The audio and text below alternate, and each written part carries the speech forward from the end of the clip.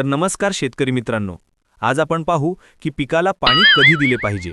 त्याआधी आपल्या पेजवरती नवीन असाल तर फॉलो करायला विसरू नका. अशीच शेतीविषयक माहिती तुमच्यापर्यंत देत राहू.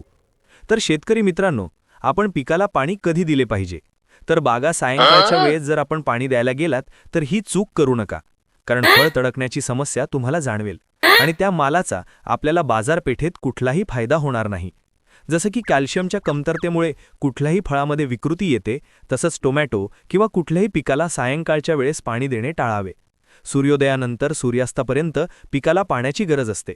आपण दिलेले पाणी पिकाला अन्न निर्मितीत वापरायचे असते. त्यानंतर जे उरलेले पाणी, जे अतिरिक्त पाणी असतं, पीक ते पर्णरंध्राच्या माध्यमातून बाहेर टाकत असतं.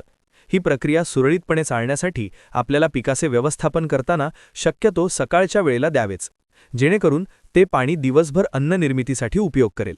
तर शेतकरी मित्रांनो, कशी वाटली माहिती कमेंट बॉक्समध्ये नक्की सांगा. व्हिडिओला लाईक करायला विसरू नका. धन्यवाद.